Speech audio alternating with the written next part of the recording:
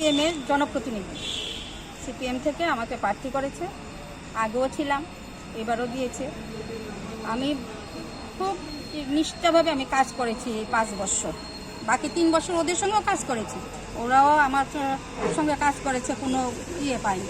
তো এর মধ্যে এইবার যে ওরা এইরকম আরম্ভ করেছে যে আমাকেই যেতে দেন আমার ওয়ার্ডের মধ্যে, এটা তো একটা ভালো শুভ দেখায় না।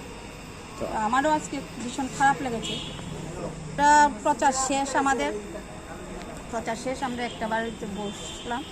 ওই বাড়িতেই দাদা স্কুটিটা রেখেছিল। ওই বাসায় মহিলা বলছে একটু চা খেয়ে যান, একটু চা খেয়ে আমরা বেরিয়ে যাব। তখনই ওরা এসে জড়ো হয়েছে, তা আমাদেরকে আর প্রচার করতে দেবে না। কিন্তু আমাদের প্রচার শেষ, হ্যাঁ, ওরা ভাবছে আরও করবো। তো দাদা এসে বলছে না, যদি এখন যাওয়া যাবে না, এখানে অনেকজন জড়ো হয়েছে। তো ঠিকই দেখলাম। তারপর আমরা ঘরে চলে এসেছি। আর আমি বাইরে বেরিয়ে শুনলাম কি বলছে শ্যামল রায়, আমার দাদার নাম শ্যামল রায়, বলছে শ্যামল রায় এসছে। ওরা 2-3 জন মিলে ওরা প্রচারে বেরিয়েছে। এইভাবে অনেকক্ষণ সময়, প্রায় 1.5 ঘন্টা আমরা ওই ভদ্রলোকের ঘরে আটকানো, আমরা বেরোতে পারছি না।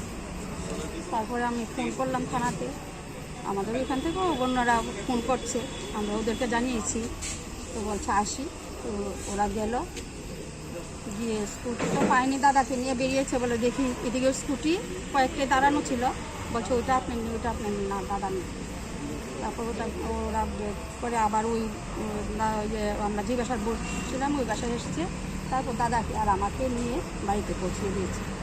এই হলো আমাদের জীবন। আজকে সন্ধ্যার পরে থানা থেকে ফোন করেছে যে স্কুটিটা পাওয়া গেছে। আমরা তো খুশি হয়ে আসলাম। এসে তো দেখি স্কুটির কোনো ইয়েই নেই, পুড়িয়ে ফেলছে।